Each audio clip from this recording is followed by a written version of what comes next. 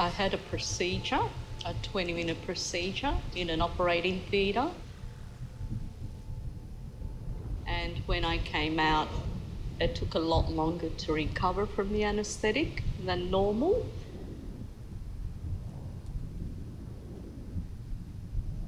And I just woke up one morning and I had Bell's palsy. I had a mini stroke.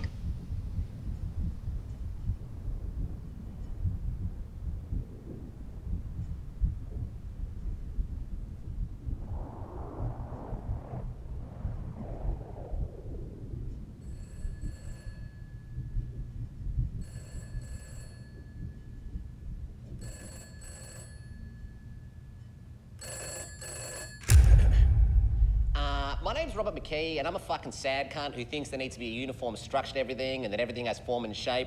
Like, mate, can you just shut the fuck up? What is that career? 3-act structure, protagonist, antagonist, traditional, art house, audience? Wow. Themes? Who gives a fuck?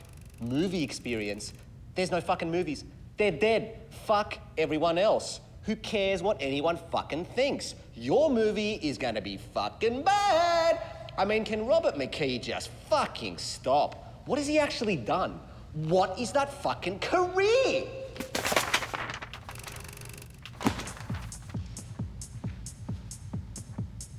You might as well have Chris Paraskevas complete his trilogy, which no one gives a fuck about or is gonna watch anyway because it's one of the worst fucking things anyone's ever fucking seen. It's probably gonna end up in a 3-disc special edition DVD box set at Caltex alongside Bludger and Valencia in a special promo where you get a curly whirly, a tab of acid, and a framed Facebook status update by Michael Dwyer.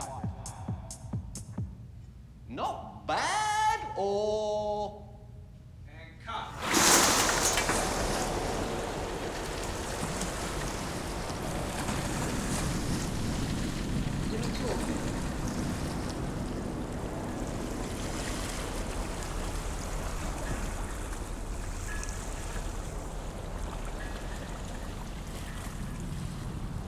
Quel est ton nom?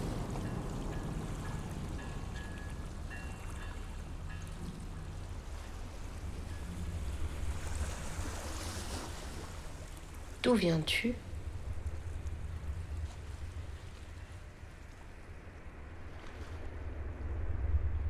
Où vas-tu? Un niño pequeño va de paseo a la playa con su madre. De repente, su madre desaparece y el niño pequeño queda atrapado en un laberinto. Es oscuro, sin fin. Hay figuras sin forma que acechan los pasillos. Sus gritos patéticos llenan el oscuro vacío. No hay escapatoria. Pero encuentra un lienzo en el centro de su prisión. Todo lo que pinta en el lienzo cobra vida. Alimento, vehículos, personas. Extraña a su madre. Intenta dibujar su retrato. Ella cobra vida, pero lo abandona. Ya ves, sus pinturas son todas huecas. Si dibujo una torta, hay una capa de glaseado, pero no hay relleno. Si dibujo un auto, no hay motor adentro del cuerpo. Pero solo soy un niño. ¿Qué esperas? I think I'm pretty normal looking on the surface. But I can snap. Just can't control myself, you know? There's this thing in my brain called an amygdala.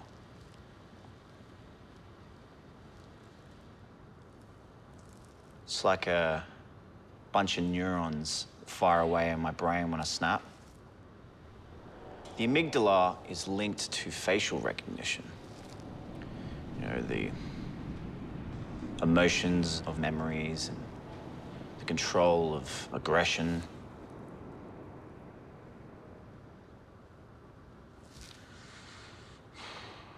I'm not trying to come up with any excuses as to why I flip out, not even trying to apologize for it.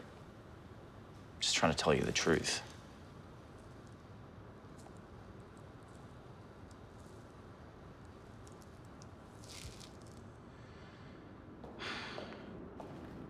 hard to look at your face. You're ugly. La scultura greca antica è famosa per la bellezza estetica. Le facce, modelli di equilibrio e proporzionalità. Una forma umana idealizzata ispirò emozione, amore, empatia. Gli occhi, naso, bocca, simmetrico totalmente. Senza macchia, senza marchi, perfezione. Μα κάτι άλλαξε. Κατά τον πρώτο αιώνα π.Χ. οι γλύπτες της Ρώμης σπάσανε από τον παραδοσιακό αρχαίο ελληνικό μέθοδος. Εάν ένας αυτοκράτορας ήσαν παραλυτικός στη μούρη του, τον έδειχναν μες στο ποτρέτο του. Από τέλεια ισορροπία και λίος το πρόσωπο ήσαν παραμορφωμένο, τραχής, άμορφο, άσχημο. Οι Έλληνες γλυπτές, δουλεύοντας στην Ρώμη, συμπεριλαμβάναν αυτές τις λεπτομέρειες ως προσβολή προς τους αφέντες τους. Ma i Romani videro un realismo esagerato nelle queste facce. Που υπήρχε άσχημος, βρίσκαν αλήθεια. Στα παραμορφωμένα βρήκαν σύμβουλο τιμίας. Στην παράλυση απελευθέρωση. So just be like a singular source, and if the gear person was here, we can get a smoke machine. Did we get this? Did we get that from the gear room? What? Those hooks? Yeah. If we can hook up a smoke machine, hectic. Otherwise... I was only supposed to be there for a little while, but they kept topping me up. Definitely the scene of her... Okay, sorry. The smoke machine we need for the wedding scene. Are we good? Can we order? They're cool. Yeah, it's fine. Eventually, I came out the theatre and something didn't quite feel right. Frango's orders. How much? What have we done? $450 worth of fucking Portuguese chicken. This was different to drunk. I was more drowsy. I got like a chili. I got a double fillet with a little bit less chili. I couldn't quite get my bearings. When we put a big order in... Nah, stop. When we put a big order in like that, in a time of COVID where everyone's trying to be sanitary and safe, and you take $500,000 worth of my money, and you don't even put just a little note on the burger saying it's this, and a little note on the order saying it's this, after we asked you specifically to do that, and I'm hopping on the phone with you, and you're gonna have an argument with me. Actually, I was driving when he noticed. What's happened to your face? Mate, you're rude to me by not actually labelling the food. Like, that's an insult to the customer after spending money. And you're still going to go on and argue with me here instead of saying, yep, I'll take the feedback on board. Mate, you guys suck, honestly. Wait. Are you serious? Say what? Holy fucking shit, you've actually edited the Frango's rant into the movie. You know when you kept saying the BTS is the film over and over again on set in that stupid fucking voice of yours, I wasn't even paying attention to you. I was too busy just trying to process how much of a sexless, talentless loser you are. Yeah. I'd rather jump into a boiling pot of Stanley Tucci's Bosciola than have to be physically near you again. No, I mean... I'd rather let him peel my skin off with a bottle of highly acidic San Pellegrino, you fucking misogynist dickhead. Did he hang up on you? No, I think he thought I did because there was no reception. I was like, fuck this. Go on. Finish your rant so everyone can see how much of a sick cunt you are. All right, we specifically asked in this $500 order of chicken for them to label the food and put our names with the order, because like $500, there's like 15 people, there's like all these different orders, like people ordering cheese and like fucking weird as shit, no tomato, which is kind of fucking weird in the first place, to be honest. Just take your burger and run. But anyway, these idiots gave us the order and did not label any of the burgers, so like we've definitely had a fucking super spreader event here where people are just like fingering through like the fillets of chicken to like figure out what they're eating, sort of thing.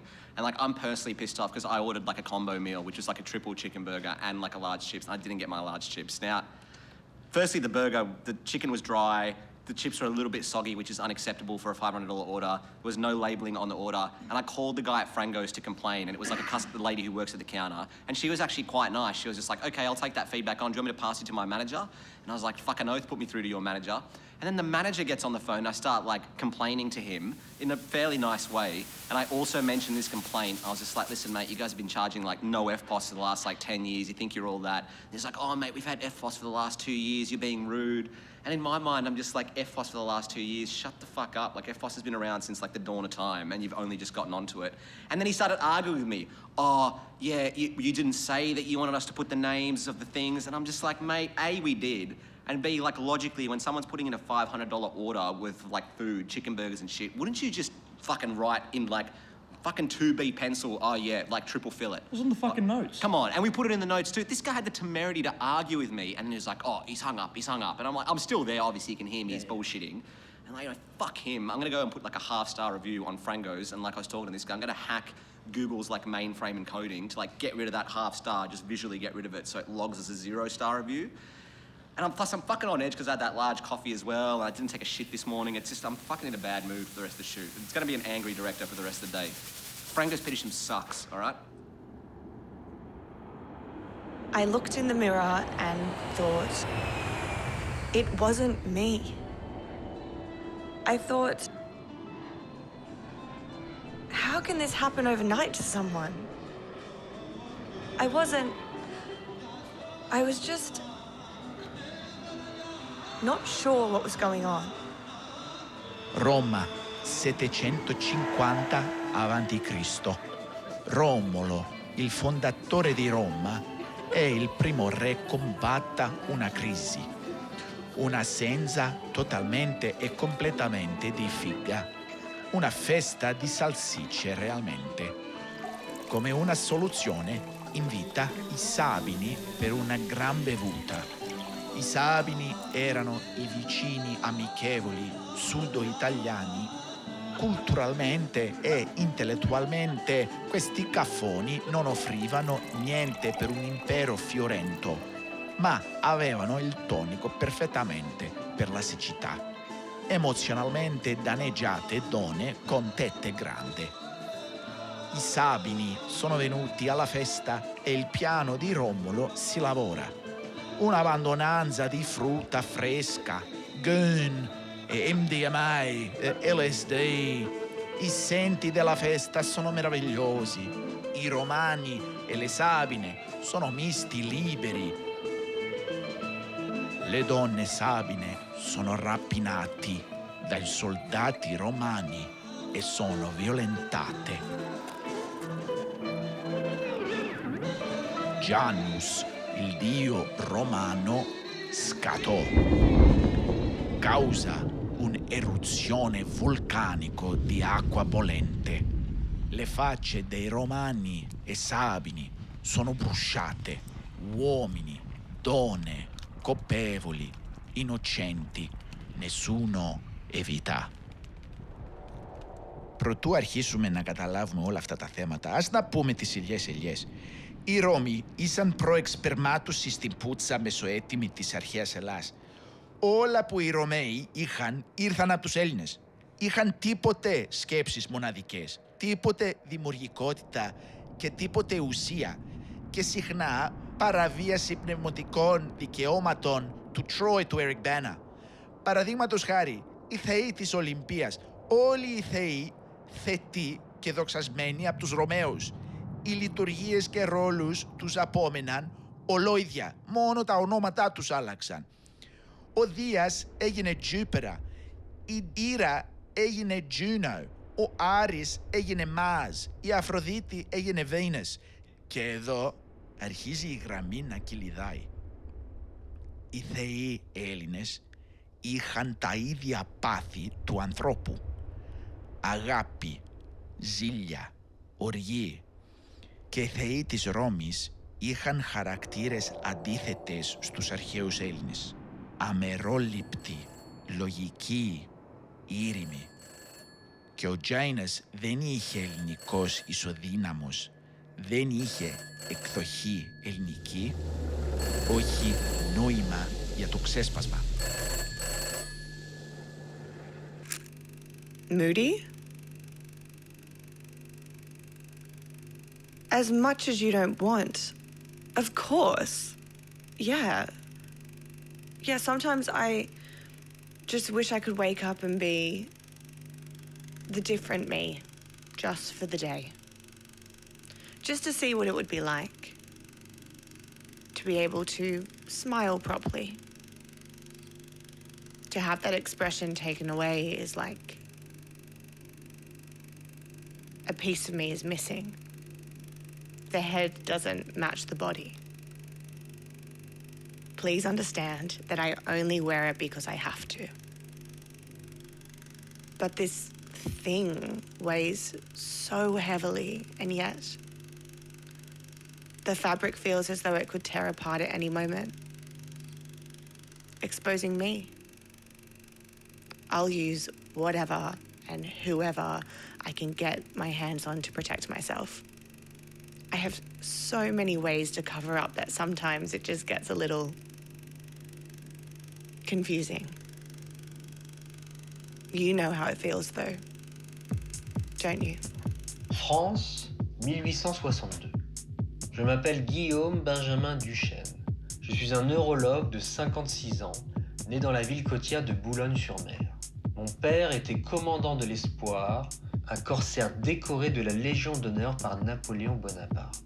Après avoir accouché de notre unique enfant, ma femme est morte d'une septicémie purpurique. Mon fils m'accuse depuis d'être responsable de sa mort et nous n'avons plus de relation. Selon les ragots, il est enterré à Sainte-Anne où est mort pendant le siège prussien. Mes 4 sœurs ont toutes souffert de dépression nerveuse. Certains disent qu'elles ont erré dans les rues en se lamentant lors d'un dernier jour de leur vie. Je suis totalement seul, avec pour seule compagnie mes patients. Malheureusement, ces cocksuckers parisiens n'ont pas encore compris la valeur de mon travail. Beaucoup considèrent qu'il s'agit d'expériences grossières, un médecin qui torture ses sujets. Mais le terme grossière me passe dessus comme une prostituée sur Benzema. Je suis un scientifique pur qui ne se préoccupe pas de la beauté esthétique. Armé de mon appareil photographique et de ma charge électrique, ma mission est claire. Cartographier les émotions de l'âme sur le visage humain.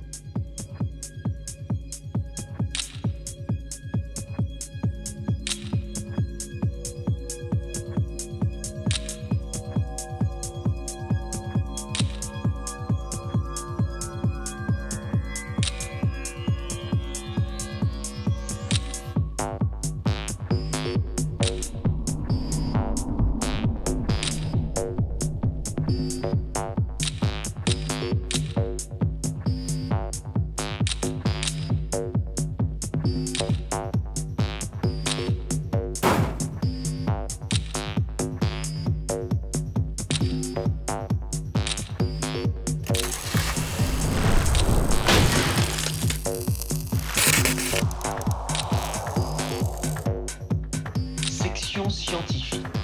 Avant de commencer ces expériences, je dois aborder le grand sujet tabou. Les courants faradiques ne causent aucune douleur à notre sujet. Comme vous pouvez le voir, son visage est si flétri, si usé par le temps qu'il a été pratiquement anesthésié. De plus, cette connasse est tellement refaite de partout qu'elle ne sentirait rien. Je vais appliquer la pointe de la tige métallique sur des points précis du visage. La charge électrique provoquera la contraction des muscles. À ce moment précis et fugace du mouvement musculaire, l'appareil photographique enregistrera le résultat. Électrisation localisée. Le faux rire. Un sourire authentique ne peut être simulé. Le muscle qui produit cette expression, situé sur la paupière inférieure, n'obéit pas à la volonté. Il est trop difficile à stimuler électriquement, impossible à isoler et à photographier correctement. Il n'est activé que par une véritable émotion. Il doit être déprimé pour que la joie soit réelle. Son inertie au sourire démasque un faux ami. La paralysie. Le langage du visage est universel et immuable. C'est un don du Créateur. Il repose sur l'interaction et les relations délicates entre les muscles des deux côtés. S'ils n'agissent pas à l'unisson, nous nous sentons déstabilisés et offensés par des émotions que nous ne pouvons pas assimiler. Pourquoi ne rit-elle pas à ma blague? Ça la tuerait de sourire un peu. Pour les Grecs de l'Antiquité, les sculptures sont devenues un culte de la forme. Les rides et les lignes d'émotion étaient sacrifiées au profit d'un visage au repos parfait. Beau, certes, mais c'était un naturalisme idéalisé, totalement dépourvu de vérité émotionnelle. Niobe, en revanche, était différente. Dans cette œuvre, Praxitèle a marié la perfection de la forme à la beauté de l'expression. Et pourtant, en y regardant de plus près, je m'étonne de la sérénité de ses traits. Voici le visage de Niobe qui protège ses enfants d'une mort certaine. Praxitèle lève les sourcils de Niobe pour exprimer ce trouble spirituel, mais la courbe du sourcil ne suffit pas à communiquer cette émotion. Mes expériences le montrent. Les lignes, les renflements, les sillons, les rides, les plis de la peau, les imperfections sont une partie essentielle de l'expression. Ces détails ont-ils échappé au génie des observations de Praxitèle? Ou était-ce un choix conscient de la part d'un artiste asservi à la beauté et à l'harmonie? Niobe serait-elle moins belle si son expression était déformée par la terrible émotion de son esprit? C'est pourquoi j'ai préféré le visage grossier et laid de ce modèle. Une Aphrodite vivante aurait été un objet inadéquat pour notre regard. Section esthétique. Malgré son succès, mon travail a été critiqué. Beaucoup se sont plaints de la laideur du modèle précédent. On m'a accusé de dépouiller l'art de son idéal de beauté. Aujourd'hui, les normes esthétiques sont de plus en plus exigeantes. La caméra se perfectionne et se normalise rapidement. Nous sommes dans un monde de Pornhub, un monde de OnlyFans. Les paysages de putes et de fumeurs de joints de Caravaggio ne se vendent tout simplement plus.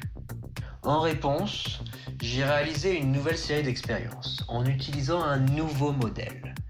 Elle n'est ni jolie, ni laide, elle a des traits réguliers. Sa silhouette est convenable. Ses courbes, son absence totale de personnalité et sa resting bitch face font d'elle le mannequin parfait. Sous l'influence des électrodes et de ma direction, elle gagnera en complexité et en beauté. La procédure est la suivante. Tout d'abord, je manipule son corps en harmonisant ses gestes avec l'expression de son visage. J'oriente sa tête dans une direction particulière, je positionne ses mains et ses bras, je façonne sa posture, j'ouvre ou ferme les yeux et la bouche. L'ajout de certains éléments, costumes, mise en scène, maquillage, sont des couches esthétiques qui informent sur la vérité du visage. Le cœur d'une mère est saisi par le chagrin après la mort de son enfant malade, mais son autre enfant a miraculeusement survécu et elle exulte en même temps. Mon intuition artistique a été mise à l'épreuve. Comment rendre avec précision ces extrêmes de joie et de douleur sur un même visage? Où s'arrête le courant et où commencent ses sentiments? C'est un processus qui exige une grande précision émotionnelle et technique. Dans les dernières heures de Lady Macbeth, au début, elle est d'une beauté sereine, gracieuse, élégante, cool. Alors qu'elle prépare l'assassinat du roi, elle se souvient de son propre père. Elle est déchirée entre la cruauté et la sympathie. Ma direction créative est essentielle. Elle est subtile plutôt qu'une manipulation totale. C'est la marque d'un artiste qui mûrit. Je stimule progressivement M. Procerus avec une charge croissante. Notre Lady Macbeth est maintenant complètement consumée par la méchanceté. La belle agitation de son cœur et de son esprit explose au grand jour. Un visage parfait pour un esprit dérangé.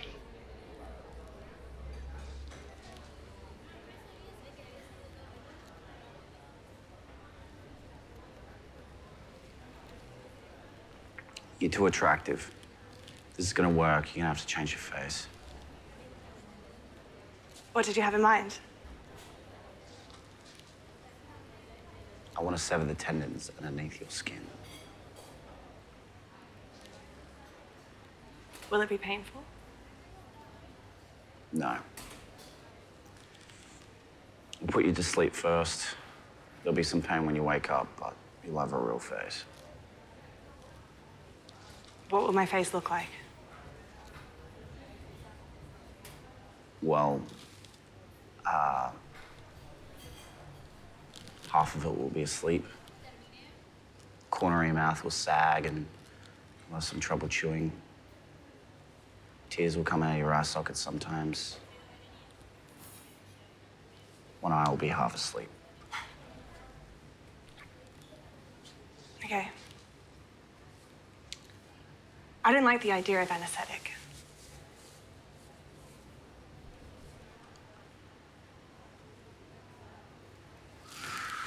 What about sulfuric acid? Well, do I have to go to sleep? No, I mean, we can do it when you're awake. I'll only use it on half your face. That way the beautiful side will be exaggerated. Real. The face that will never be forgotten. Well, a face that you'll remember forever. Past, future.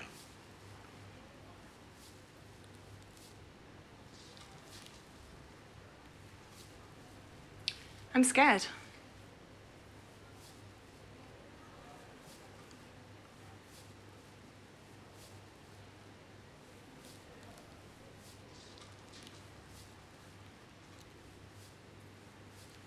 We can do it together.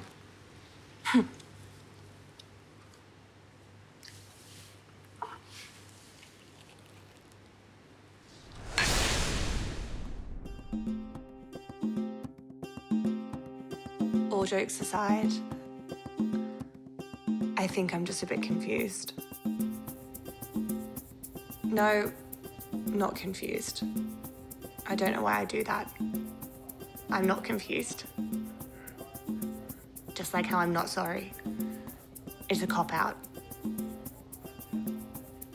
I don't understand the point. You speak like you don't care. It doesn't mean anything. It's all just one big exercise. Who gives a fuck about filmmaking? Like you do. You wouldn't have put all this time and money and sent me all those resources, and you care. Maybe I'm feeling disappointed because I loved doing the research for this. I think some of the topics you were touching on and wanting to explore were... I thought they were really interesting. And I thought there was truth there. And I know it's out of my control. I know, as actors, as wanky as that word always sounds, like I understand that you're just a vessel for whatever story, majority of time, the man wants to tell. It just seems a bit full circle, but not in a good way. Maybe I was meant to feel flattered that you asked me, maybe, I don't know. I'm just not sure that we've conveyed how important these themes were to you. To us. Or maybe I'm just feeling misunderstood or misrepresented because at the end of the day, I don't have any control over this. You choose, you decide. You can make me look however you want. As part of surrendering control, right? I'm kind of used to my face now. Believe it or not, it's kind of grown on me. It has. It has. I can't imagine I'd want to go back to where things were. Isn't that strange? I've almost grown to love it. Well, not love it, but accept it. To be comfortable with it. Yeah, that's not going to work for me at all. Well, it comes with its challenges, but it comes with its own life. I've taken it now as my partner. I can't be angry or cranky, because not liking it is not liking me, and I'm not going to do that. I can't work with that. Because then I wouldn't have an excuse to hide behind anymore, nothing to fuel me. No mirror to satisfy my view. Because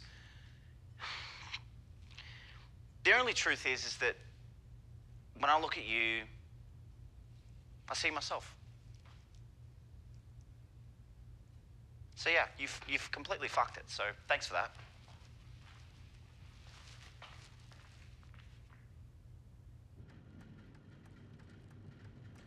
You know, more than anything, I find it difficult to look into your eyes. Whenever I see actors do it, I always think it looks so fake. I mean, how can you bring yourself to really look into someone's eyes, you know? Whenever you look into mine, it's just to see if I'm trying to hide something.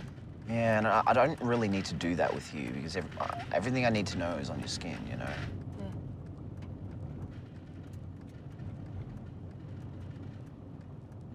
You know, I think we're destined to do this together forever. There's only one way out of this prison. Forget about form, shape, and structure.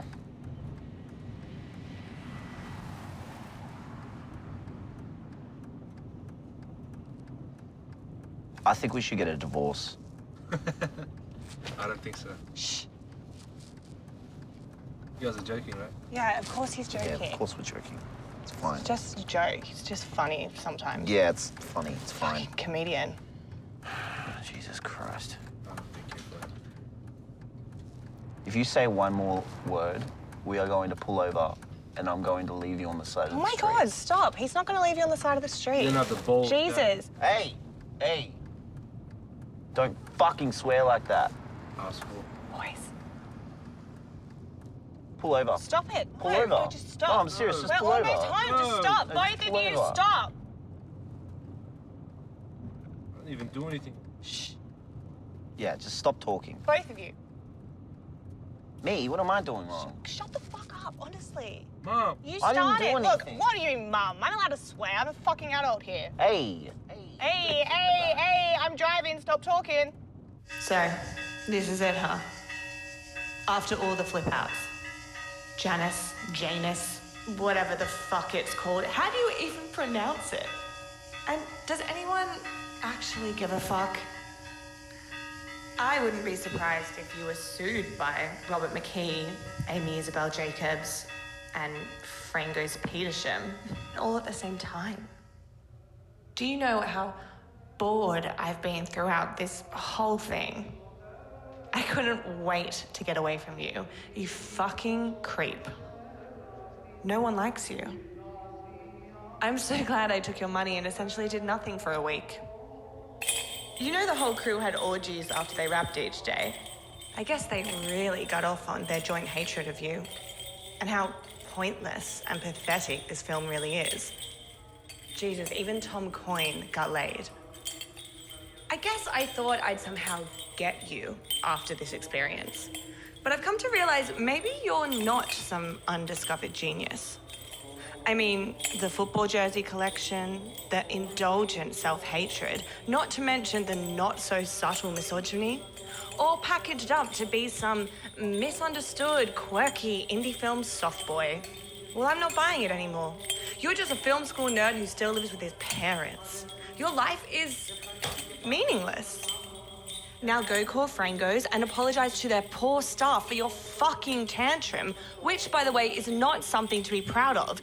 And go order me a triple Bondi Burg meal with some crispy chicken strips and an extra Prego sauce on the side, you fucking fat cunt. And one more time for the record, who the fuck are you? You know what I've decided? I think I might have already decided at some point, but I'm remembering that I decided it, potentially. Rise of Skywalker is my favourite film of the 2010s.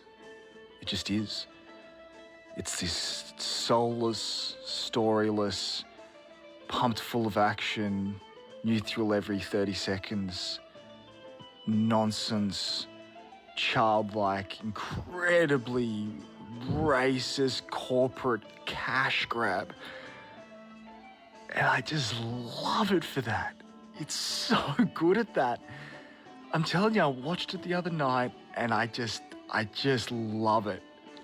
The other two films in this trilogy, I just don't have a second for. I just don't fucking care. Couldn't care less. I don't really dislike them. I just think they're just rubbish, just nothing. But Rise of Skywalker, man, it's got something. It's got something strong. Very strong. In that it's completely and utterly weak in every single way. Like it's the worst film ever made.